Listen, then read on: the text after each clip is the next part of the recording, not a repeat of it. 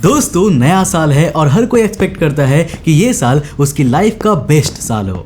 Latin language में एक phrase है एनुस मिराबिलिस, यानी कि एक शानदार साल। अब ये फ्रेज नॉर्मली उन लोगों को रेफर किया जाता है जिन्होंने एक ही साल में कई रेवोल्यूशनरी चीजें हासिल की हो। और देखो यार, जब बात फिजिक्स की आती है तो सिर्फ दो वैज्ञानिकों ने ही अपनी लाइफ में एनुस मिराबिलिस को अचीव किया है, सर आइजैक न्यूटन और सर एल्बर्ट आइंस्टाइन। साल 1905 में 26 साल के एल्बर्ट आइंस्टाइन ने एक नहीं बल्कि 4 ऐसी थियरीज दी थी जिन पर हमारी फिजिक्स की करंट अंडरस्टैंडिंग टिकी हुई है। ये थी special theory of relativity, photo electric effect, Brownian motion और मास एनर्जी इक्विवेलेंस।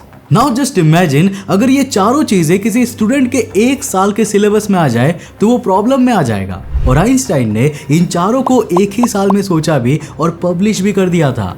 अब देखो, यही कारण है कि आइंस्टाइन की गिनती इतिहास के मोस्ट ब्रिलियंट माइंड्स में से एक में होती है। पर यार, आफ्टर ऑल वो भी एक इंसान ही थे और उन्होंने भी अपने प्रोफेशनल करियर में कई सारी गलतियां की थी। साल 1956 में आइंस्टाइन की मौत के सिर्फ एक साल बाद जॉर्ज गैमोव नाम के एक फिजिसिस्ट ने एक आर्टिकल पब्लिश किया था जिसमें उन्होंने दावा किया कि आइंस्टाइन ने उन्हें अपनी लाइफ के बिगेस्ट ब्लंडर के बारे में बताया था। अब जानते हो वो बिगेस्ट ब्लंडर कौन सा था? वेल, वो था कॉस्मोलॉजिकल कांस्टेंट। अब इसको समझने के लिए आपको समय में थोड़ा पीछे झांकना होगा। जब से हम इंसानों ने यूनिवर्स के बारे में जानना शुरू किया था, हम यही मानते आ रहे हैं कि यूनिवर्स असल में स्टैटिक होती है। मतलब हमारे अनुसार एक्सपेंशन ऑफ यूनिवर्स जैसी कोई भी चीज एग्जिस्ट ही नहीं करती थी। इवन आइंस्टाइन भी यही मानते थे कि यूनिवर्स इज स्टैटिक। पर देखो, उनकी ये सोच उन्हीं के थियरी से मैच नहीं कर रही थी। जनरल थियरी ऑफ रिलेटिविटी ये प्रूव करती थी कि यूनिवर्स डायनेमिक होता है। अब इस पर आइंस्टाइन ने अपनी सोच को नहीं बदला बल्कि अपनी थियरी में ही चेंजेस कर दिए। अब इस इक्वेशन को देखो, ये है आइंस्टाइन की फील्ड इक्वेशन जो कि जनरल थियरी ऑफ रिलेटिविटी पर बेस्ड है। अब इसके थर्ड टर्म के आगे आपको लैम्डा का साइन दिख रहा होगा, यही है कॉस्मोलॉजिकल कांस्टेंट। अब ये फील्ड इक्वेशन में ओरिजिनली नहीं था, पर आइंस्टाइन ने इसे साल 1917 में ऐड किया था। और ऐसा उन्होंने इसीलिए किया क्योंकि इसकी मदद से वो उस समय के साइंटिस्ट के स्टैटिक यूनिवर्स वाले नोशन को भी सेटिस्फाई कर पा रहे थे। अब जब बाद में एडविन हबल ने दुनिया को एक्सपेंशन ऑफ यूनिवर्स के बारे में बताया तो आइंस्टाइन ने भी उसे एक्सेप्ट कर लिया और इस कॉस्मोलॉजिकल कांस्टेंट को अपनी इक्वेशन से रिमूव कर दिया। हालांकि मॉडर्न फिजिक्स में हमें एक बार फिर से कॉस्मोलॉजिकल कांस्टेंट की जरूरत पड़ी और बाद में फील्ड इक्वेशन में इसे ऐड भी किया गया। देखो, दरअसल जब हमने क्वांटम मैकेनिक्स के बारे में जाना तो वहां से वैक्यूम एनर्जी का कॉन्सेप्ट निकला था। अब अगर आप वैक्यूम एनर्जी के बारे में नहीं जानते तो इसके बारे में मैं आपके लिए एक डिटेल्ड वीडियो पहले ही ला चुका हूं, उसे जाकर जरूर देखना, लिंक ऊपर आई के बटन पर मिल जाएगा। पर अभी के लिए बता दूं कि ये कुछ डार्क एनर्जी जैसा होता है जो कि यूनिवर्स के एक्सपेंशन को एक्सेलरेट करता है। पर देखो, यहाँ पर आइंस्टाइन तो क्वांटम मैकेनिक्स को भी नहीं मानते थे। 20वीं सदी के शुरुआत में जब वैज्ञानिकों ने रियल वर्ल्ड की चीजों से अपना ध्यान क्वांटम वर्ल्ड की ओर डाइवर्ट किया तो पहला सवाल था कि आखिर ये सिस्टम काम कैसे करता है। अब उस समय तक हम सिर्फ क्लासिकल मैकेनिक्स ही जानते थे और हर चीज हमने उसी से जोड़कर देखना शुरू कर दिया। अब साल 1900 से 1925 के बीच दिए गए ऐसे ही हजारों नॉनसेंस आइडियाज के कलेक्शन को ओल्ड क्वांटम थियरी कहा जाता है और आइंस्टाइन भी इसी थियरी के सपोर्टर थे। अब जरा ये समझिए कि असल प्रॉब्लम क्या थी। दरअसल उस समय के वैज्ञानिक फिजिक्स को एक डिटर्मिनिस्टिक अप्रोच से देखते थे। मतलब 2 + 2 = 4 ही होता है। इसमें इफ एंड बट जैसा कुछ भी एग्जिस्ट नहीं करता। अब अगर एक क्वांटम है तो न्यूक्लियस के राउंड इलेक्ट्रॉन फिक्स्ड ऑर्बिट में ही घूम रहा होगा जिसे हम इजीली डिटरमाइन कर सकते हैं, राइट? अब देखो, ये केवल उनकी सोच थी, पर रियलिटी में ऐसा नहीं होता है। क्वांटम मैकेनिक्स प्रोबेबिलिटीज का एक गेम है जो उस समय के वैज्ञानिकों के विचारों में मेल नहीं खा रहा था। मैक्स बॉर्न को लिखे एक लेटर में तो आइंस्टाइन ने यहां तक कहा था कि God doesn't play dice with the universe. मतलब उनका कहना था कि दुनिया में सब कुछ इस तरह रैंडम होता ही नहीं है। पर आज हम जानते हैं कि क्वांटम मैकेनिक्स डू एग्जिस्ट और गॉड डाइस से लूडो खेल रहा है या सांप सीढ़ी, ये हम नहीं जानते। पर इसी क्वांटम मैकेनिक्स की मदद से आज हमने क्वांटम कंप्यूटर्स तक बना लिए हैं। अब दोस्तों बात करते हैं ग्रेविटेशनल वेव्स की। दरअसल दोस्तों, जब दो massive object super high speeds पर एक दूसरे को ऑर्बिट करते हैं तो उनकी इमेंस ग्रेविटी से वेव्स का क्रिएशन होता है जो कि स्पेस टाइम तक को हिलाकर रख देती है और इसे ही ग्रेविटेशनल वेव्स कहा जाता है। अब इन्हें हम स्पेस टाइम में क्रिएट होने वाली रिपल्स भी कह सकते हैं और जनरल थियरी ऑफ रिलेटिविटी इनके एग्जिस्टेंस को प्रूफ भी करती है। पर क्या आप जानते हो कि आइंस्टाइन नहीं करते थे? साल 1936 में उन्होंने एक रिसर्च पेपर जारी करके ग्रेविटेशनल वेव्स के एग्जिस्टेंस को डिनाई किया था। पर यार जो सच है उसे झूठ कहने से वो झूठ नहीं हो जाता।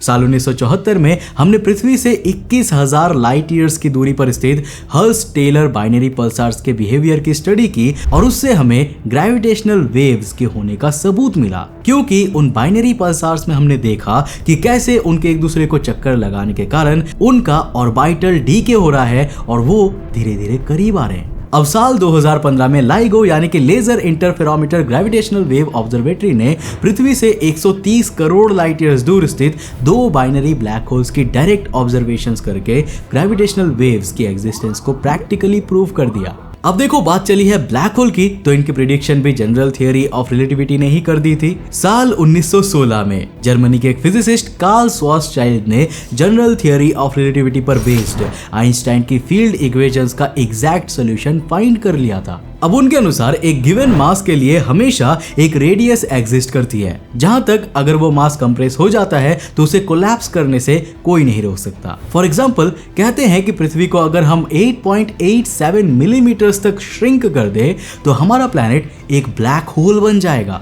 तो यहाँ पर पृथ्वी हुआ मास और 8.87 मिलीमीटर्स हुई वो रेडियस जहां तक हमें मास को कंप्रेस करना है। अब एक बार ये इस लिमिट तक कंप्रेस हो जाता है तो ये ब्लैक होल में बदल जाएगा, जिसे उस समय पर ग्रेविटेशनल सिंगुलैरिटी के नाम से जाना जाता था। अब दोस्तों साल 1930 में भारत के एक एस्ट्रोफिजिसिस्ट सुब्रमण्यम चंद्रशेखर ने चंद्रशेखर लिमिट का कॉन्सेप्ट इंट्रोड्यूस किया था। उनके अनुसार अगर किसी स्टार का मास हमारे सूरज के मास से 1.4 टाइम्स से ग्रेटर है तो वो कोलैप्स करके एक ब्लैक होल बन सकता है। पर देखो आइंस्टाइन इन आइडियाज से बिल्कुल भी सहमत नहीं थे। इनफैक्ट साल 1939 में उन्होंने एक रिसर्च पेपर पब्लिश करके ग्रेविटेशनल सिंगुलैरिटी के एग्जिस्टेंस पर सवाल उठा दिए थे। उनका कहना था कि श्वार्ज़शाइल्ड ग्रेविटेशनल सिंगुलैरिटी जैसा कुछ भी फिजिकल रियलिटी में एग्जिस्ट ही नहीं कर सकता। पर देखो यार आज हम अच्छे से जानते हैं कि ब्लैक होल होते हैं। हर गैलेक्सी के सेंटर में एक super massive black hole exist करता है और ऐसे 2 ब्लैक होल्स की तो हम इमेज भी ले चुके हैं।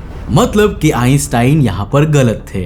अब आखिर में बात करते हैं थियरी ऑफ एवरीथिंग की।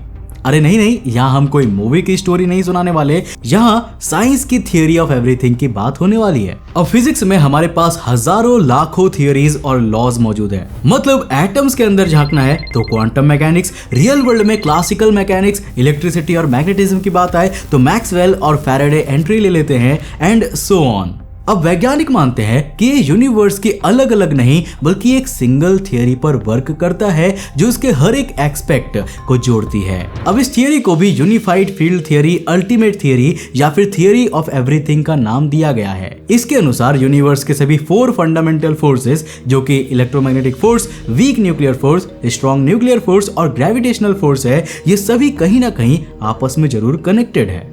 सर एल्बर्ट आइंस्टाइन ने अपनी लाइफ के अंतिम 30 साल इसी थियरी ऑफ एवरीथिंग को डेडिकेट किया था। वो ग्रेविटी और इलेक्ट्रोमैग्नेटिज्म को जोड़ने वाली कड़ी की तलाश कर रहे थे। आइंस्टाइन ने अपनी लाइफ में जितनी भी थियरीज दी थी वो थियोरेटिकल फिजिक्स पर बेस्ड थी और कॉम्प्लेक्स मैथमेटिक्स के द्वारा उन्हें प्रूव भी किया गया था। अब ये थियरीज रियल वर्ल्ड पर एग्जैक्टली फिट बैठती है, पर वो रियल वर्ल्ड को कंसीडर करके इतना नहीं सोचा करते थे और शायद इसीलिए वो क्वांटम मैकेनिक्स को भी नहीं समझ पाए। अपनी अंतिम सांसों तक आइंस्टाइन ने थियरी ऑफ एवरीथिंग के लिए अपनी कोशिश जारी रखी, पर वो इसमें कामयाब नहीं हो सके। अब दोस्तों इस वीडियो का मकसद आपको ये बताना नहीं है कि आइंस्टाइन ने अपनी रियल लाइफ में कितने मिस्टेक्स की थी, बल्कि आइंस्टाइन खुद कहते थे कि जिस इंसान ने कभी गलतियां नहीं की हो इसका मतलब है कि उसने कभी भी कुछ नया ट्राई ही नहीं किया है। कठिन रास्तों से होकर ही हम खूबसूरत मंजिल पर पहुंचते हैं। आइंस्टाइन ने साइंस के लिए जो कंट्रीब्यूशन दिया है वो रिवोल्यूशनरी है। अगर आइंस्टाइन ना होते तो शायद हम कभी यूनिवर्स को समझ ही नहीं पाते।